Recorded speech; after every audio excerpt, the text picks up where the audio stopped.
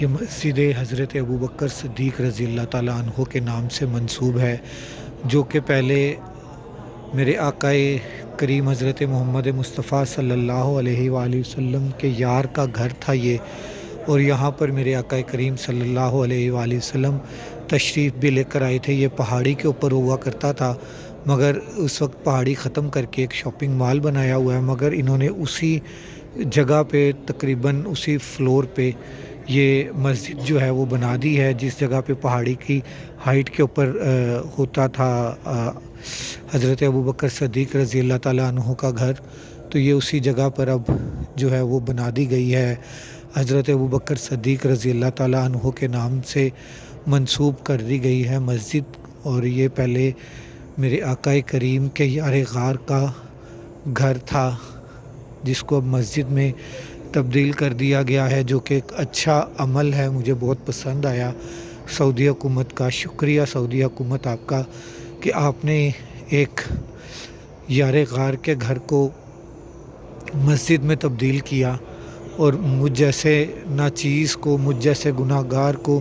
اس مسجد کی زیارت نصیب ہوئی، اس میں آنا نصیب ہوا، اس میں نفل پڑھنا نصیب ہوا، اور انشاءاللہ تعالیٰ آپ کو یہ اس لیے زیارت کروا رہا ہوں کہ آپ لوگ بھی جو ہے وہ زیارت کریں۔ یہ دیکھیں، یہ سامنے جو ہے وہ حرم پاک ہے، یہ سامنے حرم پاک ہے، یہ حرم پاک ہے، ادھر سے اندر جا کے عمرہ کرتے ہیں، خانہ کعبہ کا طواف کرتے ہیں، اور یہ سامنے مسجد ہے، اور یہ مسجد حضرت ابوبکر صدیق رضی اللہ تعالیٰ عنہ کے نام سے منسوب ہے، اور بہت ہی خوبصورت مسجد ہے، بہت ہی خوبصورت مسجد ہے۔ یقین کریں سکون ملا یہاں پر آ کے، اور اس طرح سکون ملنا اللہ تبارک و تعالیٰ کی طرف سے یہ ایک انعام ہے حضرت ابوبکر صدیق رضی اللہ تعالیٰ عنہ کے لیے، کہ ان کے گھر میں آ کر، حضرت ابوبکر صدیق رضی اللہ تعالیٰ عنہ کے گھر میں آ کر اس طرح سے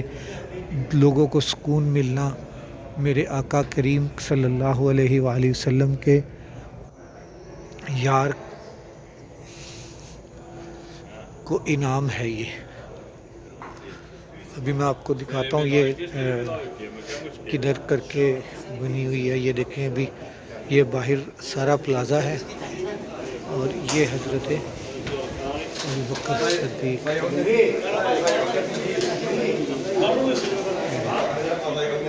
یہ ہے جی ماشاءاللہ، یہ پلازا ہے، پلازے کا یہ چوتھا فلور بنتا ہے،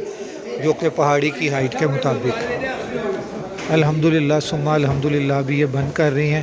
پتہ نہیں کیا وجہ ہے، مگر اللہ کا شکر ہے کہ ہم نے یہاں پر نفل ادا کر لی ہے۔ یہ بھی میرے اللہ کا بڑا کرم ہے۔